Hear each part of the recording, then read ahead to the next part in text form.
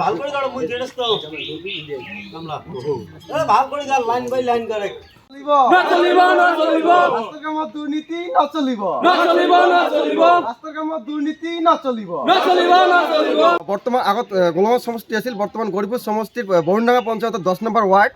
যি সময়ত দেখা গৈছে যে মানুহে নিৰ্বাচনৰ কাৰণে উখল মাখল পৰিৱেশ সৃষ্টি হৈছে সকলোৱে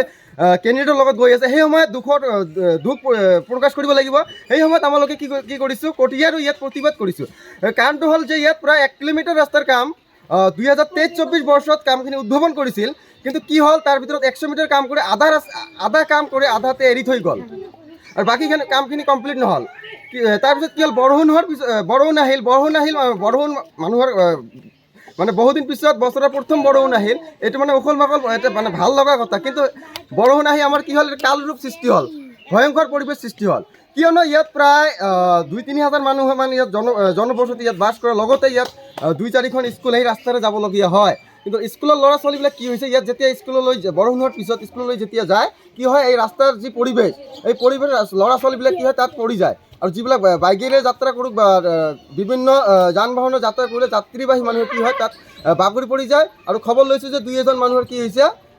হাত ভৰিতো দুখ পাইছে তো আমি আমাৰ ইয়াত কামখিনি কৰিছিল আমাৰ যিটো লোকাল সভাপতি আছিল আবু বক্কৰ ছিদ্দিকে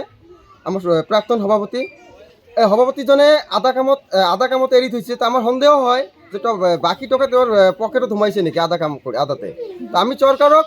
আহ্বান জনাম যাতে কামখিনি ইয়াত তদন্ত কৰি উপযুক্ত শাস্তি বিহিব লাগে লগতে আমাৰ ৰাস্তাৰ কামখিনি অতি সোনকালে কৰি দিব লাগে কিয়নো বাৰিষা দিন আহি গৈছে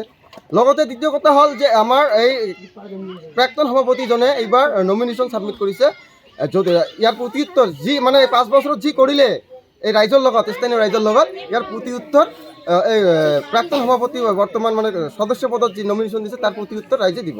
পঞ্চায়ত নিৰ্বাচন হোটেল নবনীল আমাৰ ইয়াত উপলব্ধ